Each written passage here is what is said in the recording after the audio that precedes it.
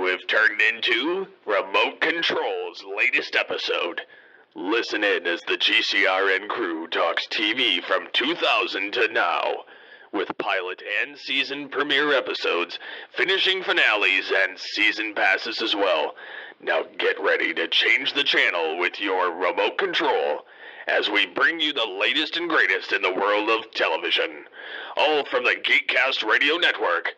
We are all remote controlled. Grab that remote control because the GCRN's brand new TV podcast is here. We are calling it Remote Control. I am your host, TFG1Mike, and joining me again is Doug Able from Talking About My Generation. Hello, sir. Hello, sir.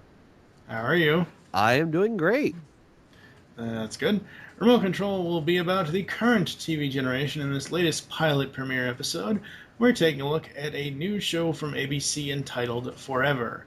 But before we get too far into the stage dressing, let's head over to a news break. We'll be back after the news.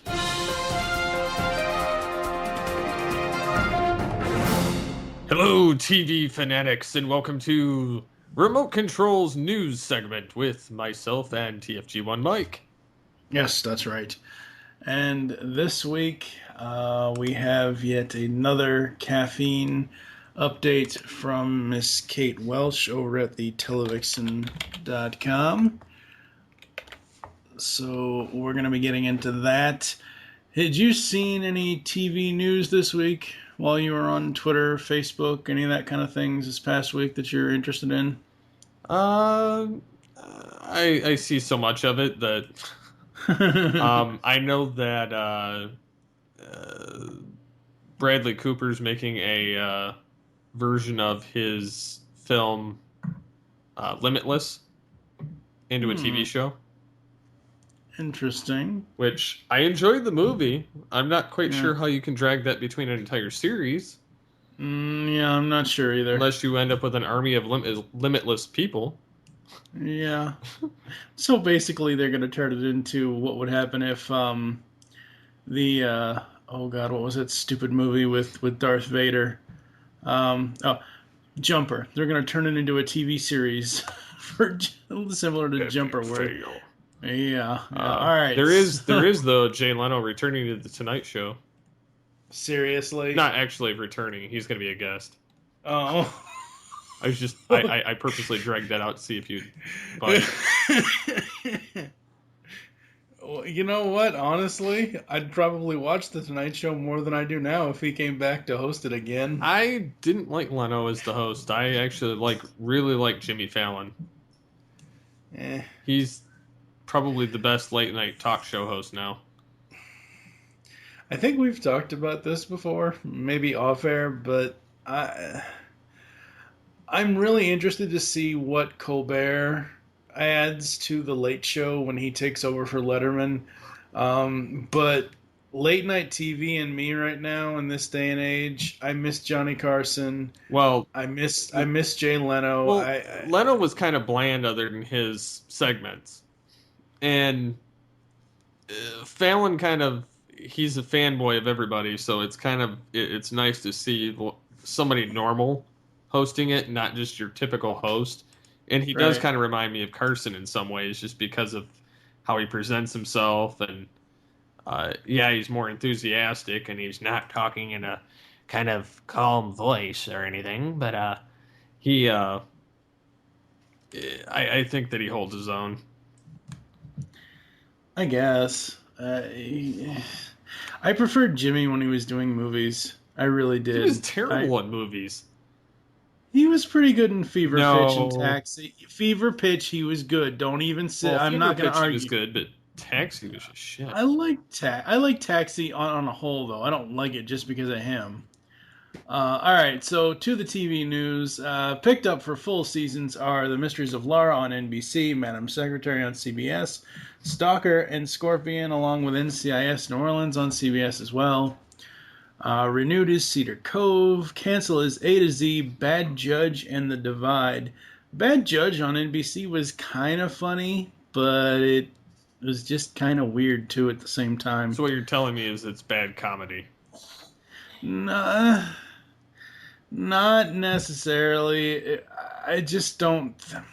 NBC has this knack of attempting to get their, must-see Thursday night back every now and then, and they'll put comedies like this on, and they just don't work.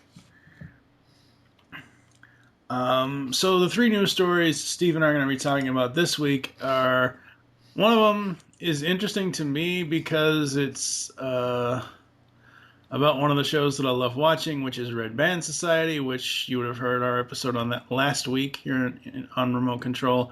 But apparently the Disney Channel star from Shake It Up, Bella Thorne, is set to stir up love triangle drama on Red Band Society. So she has been going to be on Red Band for a while coming up. I think it's interesting. It's going to be... Well, what's most interesting to me is seeing some of these Disney Channel stars now, seeing what they do after they've been on the Disney Channel. Which is getting into trouble. Well, not all of them. I know you're not thrilled about this multiple genre split off of an original show, but apparently CSI Cyber is adding Hayley Kiyoko. Hayley Kiyoko is also a Disney Channel star. She wasn't as big as Bella Thorne, but that's where I know her from. She was Stella in the Lemonade Mouth movie, and she was various other characters in various other shows on the Disney Channel over the last couple of years. She's also in The Fosters on ABC Family. Yeah, I don't watch that. So yeah, so she's going to be joining the cast. So there's that. And the final news story is The Flash enlists Vampire Diaries alum as key DC Comics character. Okay, the Vampire Diaries and Star-Crossed alum Malise Zhao has been tapped to recur and play pivotal DC Comics character Linda Park. The Hollywood Reporter has learned the character is described as a quick-witted reporter for the Central City Picture News. She befriends Iris, played by Candace Patton, while at work and helps her navigate the fast-paced world of journalism. When she meets Barry Allen, played by Grant Gustin, at a local bar, the two hit it off. The character will first appear in episode 112. They've set Barry up to be kind of a geeky player at this point because he's got this, star-crossed lovers syndrome for Iris. He's got a crush on Felicity, and now they're bringing in this girl, seriously? I mean, it's like they're trying to turn Barry Allen into a pimp. No? I don't know. It just... And actually, him and Felicity are technically very similar, but he actually likes his basically quasi-stepsister, or adoptive sister, or whatever.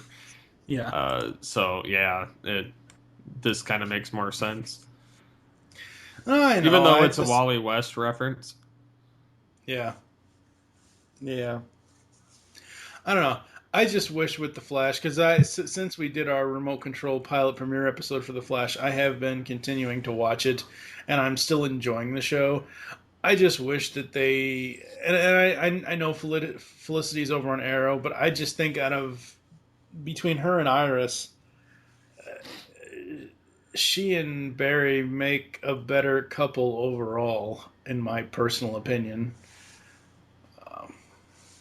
To each their own. Yep. So in this episode of Remote Control, we're going to get to Doug Able and I talking about ABC's new show Forever, starring Mr. Fantastic, Ioan Gruffudd, or whatever how the hell you say his name is. So we're going to get to that right now. My name is Henry Morgan. My life is just like yours, except for one small difference. It never ends. Forgive me, but even for a man who died, you look like crap. I think it's safe to say that I've yet to figure out what the point of life is. Mine, anyway. Subway conductor, early diagnosis, heart attack. Lucky bastard. Detective Joe Martinez. Foaming on the lungs. I believe this man was poisoned. It's crazy, actually. Sometimes he doesn't even need to open them up to tell how they died. It's kind of awesome. And kind of creepy. You now have 15 homicides on your hands and a mass murderer to catch. Dr. Henry Morgan. You know what his last gig was before this? Gravedigger. Follow that guy with a pocket watch. Isolating yourself from the world? You might not be able to die, but you haven't lived for a very long time. Is this Henry Morgan? Who is this? You can't imagine how long I have been looking for someone like you. So, what's your story? There's something you're not telling me. He made the toxin soluble so it could be airborne. The ventilation system is on the roof. Detective! I've spent my entire life studying the human body, and I can say with certainty that what keeps us alive is hope.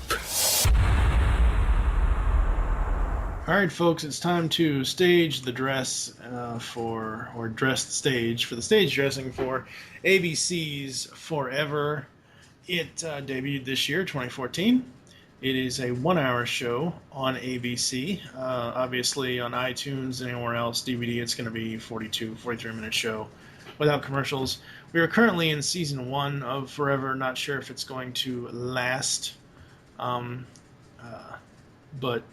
it's interesting to this point. The basic overall description for it is a 200-year-old man works in the New York City morgue trying to find a key to unlock the curse of his immortality. What did you first think of when you heard about this show? I was kind of thinking that it was going to be something like Forever Night from CBS from way back, or that it was going to be like New Amsterdam. And to be honest, so far I'm not too disappointed in that avenue. What I was thinking, it's the best way I can describe it to people who haven't seen it yet is it's Unbreakable meets Sherlock is probably the best way to put it. I would say it's Unbreakable meets Sleepy Hollow, because as soon as I saw the flashback scene, we'll talk about that here in a little bit, but as soon as I saw the flashback scene of how Dr. Henry Morgan came to be, I thought, oh, it's Ichabod Crane. Great. Yeah. I love the first season of Fox's Sleepy Hollow, and I'm sure we'll be doing a season pass episode on that here in Remote Control at some point. I don't know when. But that was the first thing I kind of thought of when I saw that flashback. I'm like, wait. Is ABC trying to pull a Fox and try to do this? But yeah, you're right. It's kind of an Unbreakable thing where Dr. Henry Morgan is basically cursed with immortality. He can die many different ways, but every time he comes back to life in either the Hudson or the East River in New York City, naked, every single time. Don't know why, but naked. And as the pilot goes along, come to find out he has this mystery caller who, by the end of the episode, we find out has the same problem as him. To get to the casting couch here, we have Ioan Gruffudd plays Dr. Henry Morgan. Most people will remember him as Mr. Fantastic from the Tim Story Fantastic Four films from Marvel. He also starred as Andrew in CW's very short-lived series Ringer with Sarah Michelle Gellar. We have Miss Law and Order herself, Alana De La Garza, as Detective Joe Martinez. I love her. Oh. I love Alana De La Garza. She's an amazing actress. When she joined the Law and Order cast, I was like, oh wow, she's awesome. Yeah. Absolutely love her. We have Joel David Moore as Lucas Wayne. We have Donnie Keshwars as Detective Hansen. We have Barbara Eve Harris as Lieutenant Marcia Rourke. We have Dear John himself, Mr. Judd Hirsch as Abe. Everybody loves Judd Hirsch. Oh, yeah. If you don't love Judd Hirsch, there's something wrong with you. There really, really is. He also obviously is from Taxi. More recently, in the last 5 to 10 years, he was in Numbers from CBS. I believe it was a CBS show. Yeah. He was what's his name? God. He was David's dad he was Jeff Goldblum's dad in Independence Day. Yes, and he has one of my favorite lines in that movie. He sits there and he starts talking about, he tells him, all you need is love. Yeah. John Lennon, nice Yep. man, smart man, shot dead. Very sad. Yeah. I mean, to this day, I still remember that very short-lived 1988 to 1992 series entitled Dear John. Yep. Every time I think of Judd Hirsch, outside of thinking about Numbers and Independence Day, that's where I remember him from. Yep. Sure, I remember him from Taxi, but, like Dear John, for as short as the time period it had, was really, really amazing. So you got him in this. Let's see. Who else? You've got him. You got Mackenzie Mousey as Abigail, who plays Henry's wife. And I mean, you've got Jack Koenig as the captain. Wow. You've got I thought that said Lou Ferrigno for a minute. Oh my God, Lou Ferguson as one of the old African slaves. What do you think of the casting for this show? I'm kind of liking it. I was a little worried when I saw Mr. Fantastic going to be the main character of this. And all I could think was, because I didn't care for him all that much in the Fantastic Four movies. Mm-hmm. So I was kind of like, this is going to fall flat. And then he's in this, and I'm going, I actually like him in this. He plays really well. Him, and of course Joel David Moore. I love Joel David Moore. I thought he was absolutely hilarious in Dodgeball, and for him to come in and be in this movie here, or be in this series here, it was just like, okay, he's going to work as being the goofy little, co-medical examiner. Mm. And I think he's going to play a really nice bit role in this series if it continues. Yeah, I mean, he probably is. And, oh my God, he was in Dodgeball. Holy crap. Wow. God, when did that movie come out? Oh, God, it was years and years ago, wasn't it? It was like 2004. Yeah, 2004. Oh my God, he was Owen? Oh yeah, that's right. Oh, is that the kid? No, that was Justin. I was thinking that was, but yeah, no, absolutely, yeah. I mean, he's gonna play an interesting backup role to Dr. Henry Morgan, because Morgan is just he's so narrow-sighted on his goal. Like, he has no time for going to coffee and sports and like all this and all that and everything else. For me, the cast really is at this point Gruffudd, Garza, and Hirsch. Yeah, it's the three of them is really what digs me into this show. Like I said, I still think she's hot. She's an amazing actress. I like everything about her when she plays in things like this. And she does the role very, very well. Yeah. Now, ABC did do a 2-night premiere for this. To this point, as of this episode, we've only seen the pilot episode, so we will only be commenting on the pilot. And again, kind of getting into jumping or not jumping the shark.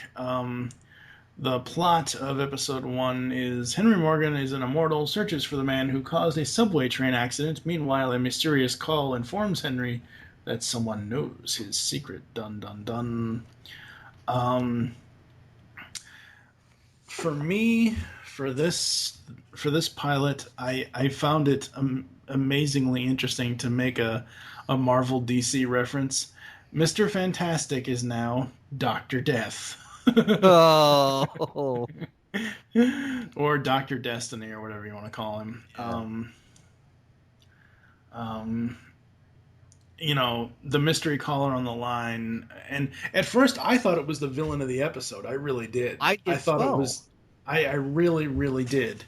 But that's going to add a whole new level to this show. I wrote down that, the whole train accident thing when the police were in there, I'm like, a true mystery, not even Mystery Inc. could solve this one. Oh. Because it's not just old man Withers in the corner hiding under a mask. Right. I love Hirsch and Gruffudd together as actors. They play off each other so well in this series. Yes. And we aren't even to the point where they reveal something that I never saw coming. I'll get to that in a little bit, but I never saw that coming. And Alana, just yum. Yeah, I will give you that. I kept thinking when I saw her, I was like, at first I thought, holy shit, you could slice bread with those cheekbones that she's got. But then at the same time, I'm like, damn, she looks good. Yeah, absolutely. I love how when they get to, because during the episode we find out that the train conductor was poisoned, and Henry takes some of his blood. And as we've already mentioned, Henry can die any number of ways, but he will always come back to life. And he says, I love the line. He says, "Wouldn't it be ironic if this time I actually die?" Yes. It's like calling Alanis Morissette. Anybody? Yes. Go ahead. I was just going to say, this, I like the show. I like how you start seeing a lot of the little aspects of it. I mean, it's the pluses and the negatives of this. I'm going to say this. It's kind of all in one for me, in that you see him kind of doing the whole Sherlock Holmes type of thing, where he starts looking at somebody, and he, like the woman on the subway at the very beginning. You see him, and all of a sudden he starts speaking to Russian to her. And I'm kind of like, wow, this guy is pretty cultured. He knows Russian. And then she kind of looks at him and goes, wait, how did you know I was Russian? Oh, you have a bit of chocolate on your lip, and, I saw the Russian chocolate in your bag. Wow. Yeah. At first, I thought it was really creepy. I thought he was stalking all these people and everything else. And then they go to explain it, and I'm like, okay, that works for me. Yeah, it put together well. I mean, it's a plus in the fact that you start to see him and how they're putting it together. But at the same time, I'm kind of like, we already have 2 Sherlock shows out there. Do we really need a third one? I mean, that's kind of the feeling I'm getting, and it's not a bad thing. Maybe ABC will kind of take a different route with this, and I'm kind of hoping that they will. I don't know. I don't know. I mean, I think it's going to be more of an Unbreakable thing where they have to eventually find this guy, this mystery caller. Yeah.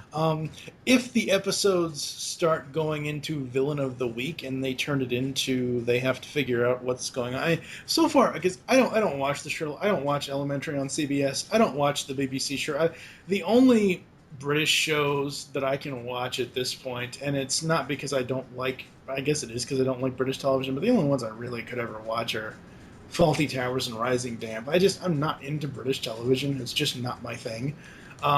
So I don't mind the things, but what I loved how they went about clearing him as a suspect, because the interrogation scene with him and her was simply amazing. Like, he is pointing her into, like, how could I have done this when this, and this happened? Or think about what would my motive be to do this, that, and that. And I absolutely love that interrogation scene.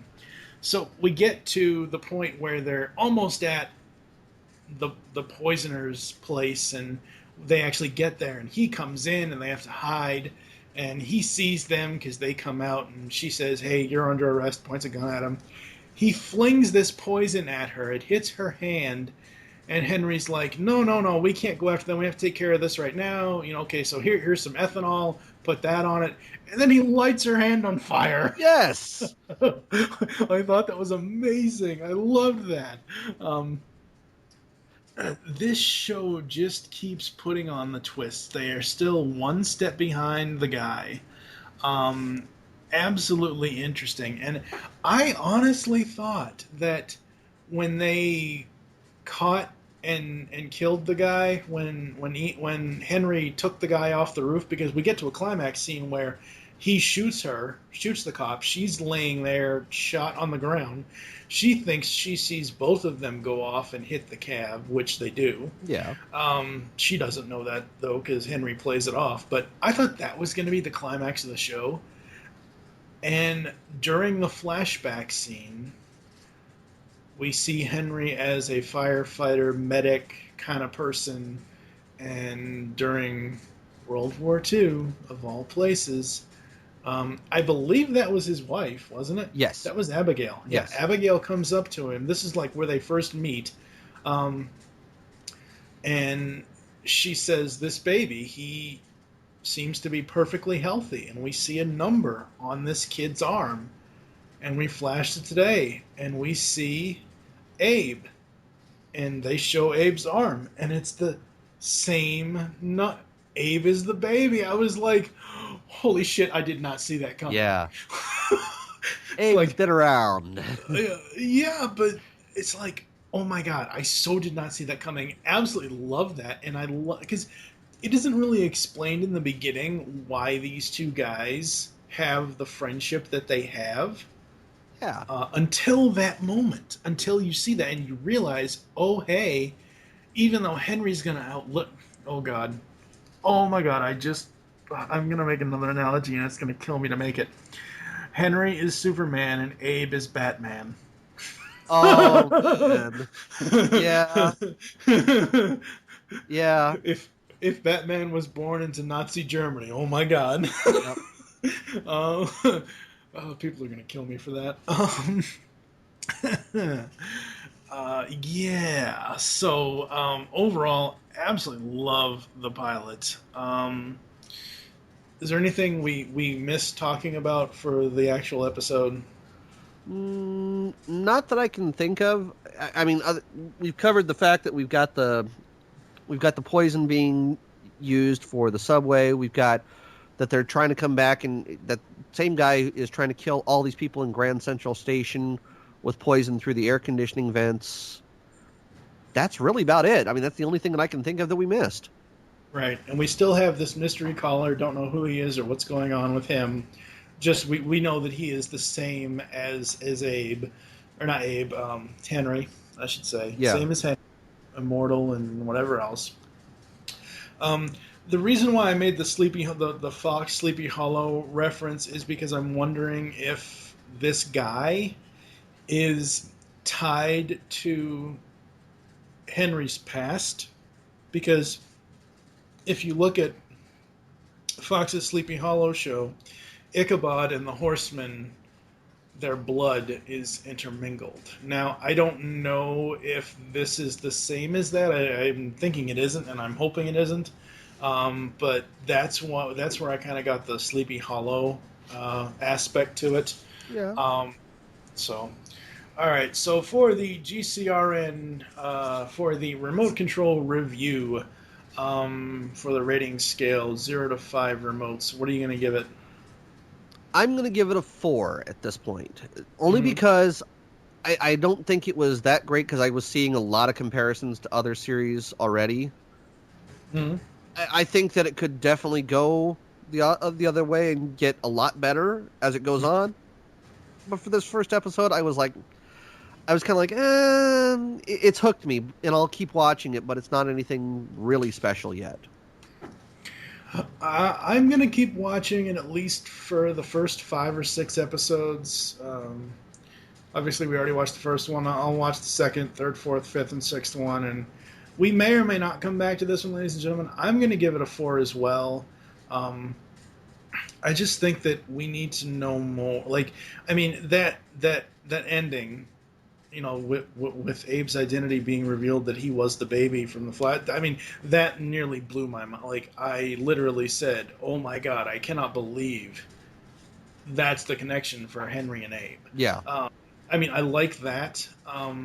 regardless, because it is Alana De La Garza, I do love her, and I love her work. I'm not sure if I'm going to stick with this one. Like I said, I'm going to give it to episode 6 and see. We may or may not do a finishing finale on this one. I'm not sure. Like I said last week with Red Band Society, we're most definitely doing one for that. But this one, I'm not too sure, because this could be a flop for ABC, but who knows? Yeah. I mean, I'll keep on it because it looks interesting enough to hold my interest, but It does, yeah. You know, it's got to pick up here further on. That's all I can say. Absolutely. All right, so we're going to take a quick ad break. You're going to hear some other ads from other podcasts on the network. We'll come back with final thoughts and all that other exiting stage left stuff after this.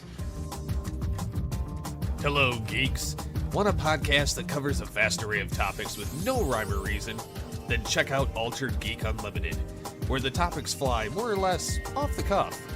We cover media news, TV, our favorite geek products, and of course, your feedback.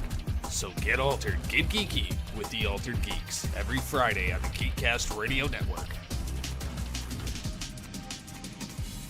Do you like retro shows? Did you grow up in either the 80s or the 90s? Then tune into Telecast, GeekCastRadio.com's newest podcast. Join us here on the Telecast as we revisit some of your favorite shows, such as Clarissa Explains It All, Salute Your Shorts, Saved by the Bell, and much, much more, only on GeekCastRadio.com. All right, we are back here on Remote Control, and it is time to exit stage left. Do you have a final thought for Forever? I like it. I'm going to keep watching it for a couple of episodes, give it the chance, see where it goes. Hopefully it's not just, an unbreakable story where you've got him not being able to die, him being reborn in the East River every time. I'll keep watching it because it looks interesting. Mm-hmm. But I don't see it last. I don't know if it's going to last. That's the problem. Yeah, I'm not sure if this show is going to last past the first season. I really am not sure. I mean, it is very interesting. It is still keeping my interest, mainly because of the relationship and the friendship that develops between Henry and Joe Gruffudd and De La Garza's characters. And honestly, anything with Judd Hirsch is usually fine for me to keep going forward, but I'm very skeptical with the future of this show at this point. Yeah. We hope you enjoyed this latest episode of Remote Control and hope you stop channel surfing to tune in to us next time. Not sure what pilot premiere or what episode we're going to be doing, but we'll be doing something. For now, I am TFG1Mike with Doug Able. Tune in next time when we will be all fighting over the remote control.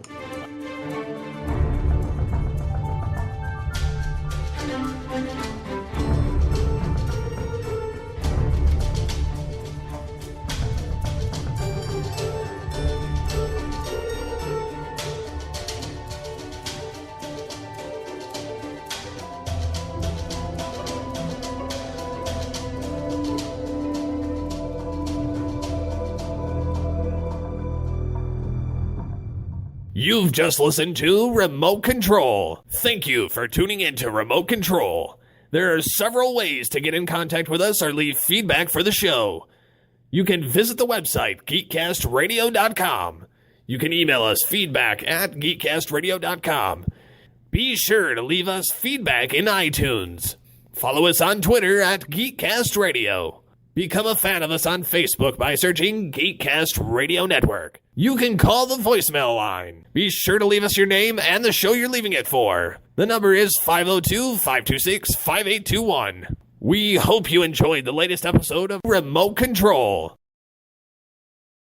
Thank you for tuning into Remote Control. There are several ways to get in contact with us and leave feedback for the show. You can visit the website, geekcastradio.com. You can email us, feedback@geekcastradio.com. You can leave us feedback in iTunes. Follow us on Twitter @GeekCastRadio. You can become a fan of us on Facebook by searching Geekcast Radio Network. Call the voicemail line. Tell us the show you're leaving the message for and your name. 502-526-5821. We hope you enjoyed the latest episode of Remote Control and wish that you'll tune in next time to hear what TV topic we'll be talking about. Get those remotes ready because we are all remote controlled.